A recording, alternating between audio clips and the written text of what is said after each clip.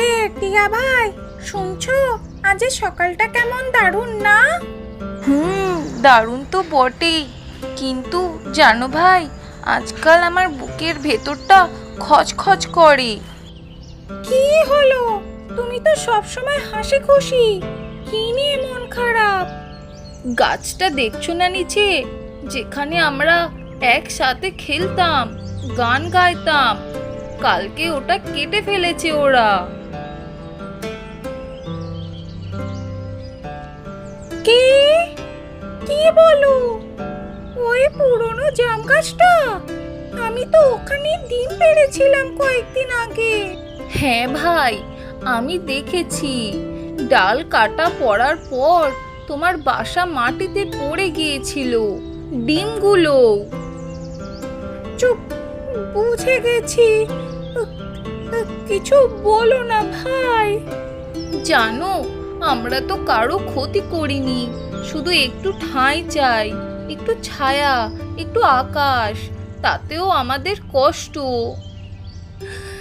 এক সময় গ্রামে কত গাছ ছিল, সকালে সূর্য উঠলেই আমরা গান ধরতাম।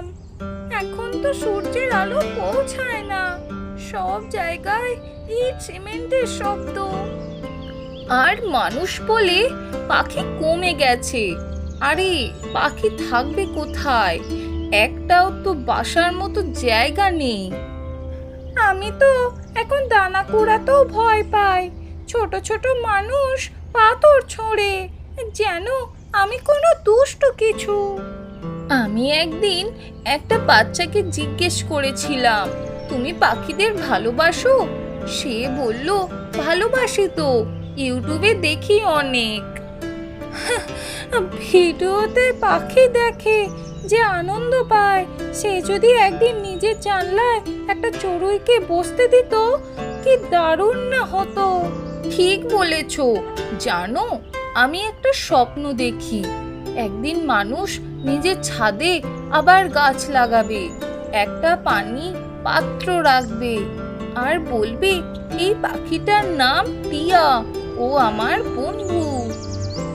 কি সুন্দর হতো সেদিন। আমি আবার সকালবেলা গাইতাম, চি চি চি, নতুন সকাল। তাই তো ভাই, আর আমাদের গান শুনে শিশুদের ঘুম ভাঙবে, চোখে থাকবে মিষ্টি স্বপ্ন।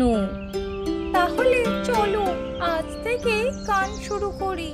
যদি একটাও মানুষ শোনে, বোঝে, তাহলেই সার্থক।